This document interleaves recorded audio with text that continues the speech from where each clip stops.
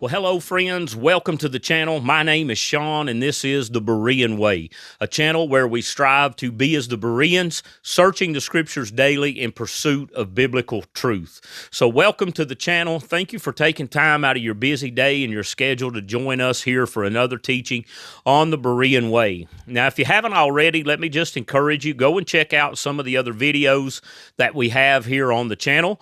We do have 2 or 3 playlists already uploaded to the channel, and we're uploading new content every week, Yah willing. Now, if you would like to support the channel, you can like the videos, you can subscribe to the channel, you can hit the bell icon so that you get notified of future videos and share our content. That really is a simple and an easy way to support us. Doesn't cost you a thing but the time that it takes to go hit the button. And let me just say that we certainly do appreciate any and all support that you give to us here at the Berean Way in helping us with the channel. And I also want to take a moment and thank those who have subscribed. As of the filming of this video today, we have 100 subscribers on our YouTube channel, and we praise Yahweh for that. Now today, we're continuing the Journey series, where I'm taking you on the journey with me of how I came to my current understanding and walk with our Creator Yahweh. Now today, we're entering into another section of the journey, and we're going to look at a text that was crucial to me in coming to my current understanding, and that is Matthew chapter 5, specifically verses 17 through 20. Those well-known and well-debated verses where Yeshua said he did not come to destroy or to abolish the Torah, but to fulfill it, or you could say establish it. Now, the debate with these verses, it centers around, did Yeshua abolish the Torah as is taught in mainstream Christianity today? And if he did not come to destroy it, then should believers today still keep the law of Moses or the Torah? Now, that seems to be the question that is greatly debated, and this is not a new debate, but it's one that's been going on for centuries.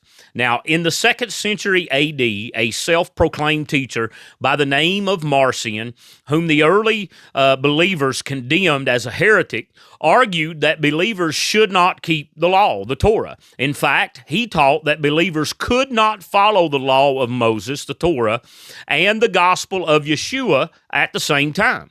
Now, a well-known early church father by the name of Tertullian, an early Christian apologist, he explains that Marcion's teachings focused on showing what he perceived to be an incompatibility between the law and the gospel. Here's what Tertullian stated in his work titled Against Marcion, and I quote, "The separation of law and gospel is the primary principal exploit of Marcion." Now, Marcion believed that all the Hebrew Scriptures, or what most would call the Old Testament, was the word of a lesser-known deity, a demiurge, if you will, and urged believers to disconnect from it entirely. Now, believers in the early church, they did their best to condemn Marcion as a heretic, but many of his teachings continue to live on even in the modern-day church of today. Now, many people today hold to a view very similar to that of Marcion, believing that the law, Torah, is no longer applicable to our lives today. In fact, one example of this is found in the teachings of a well-known megachurch pastor, Andy Stanley. Now, in his book titled Irresistible, Stanley insists that the law, quote, has no say in the life of a believer, none, end of quote. Now, according to Stanley, Christians shouldn't even obey the 10 Commandments. Now, he stated, and I quote, "The 10 Commandments have no authority over you, none. To be clear, thou shalt not obey the 10 Commandments." Now, Stanley, like many believers, believe that the law is no longer relevant in the life of a believer because, according to him, Yeshua's death on the cross fulfilled the Torah, which made it obsolete. Now, as Stanley writes, and I quote, "Jesus did not abolish the law when he fulfilled it, but in fulfilling it, he made it obsolete." Now here, Stanley looks to Matthew 5, verse 17, our text today we're going to be looking at, where Yeshua announces that he came to fulfill the law and the prophets.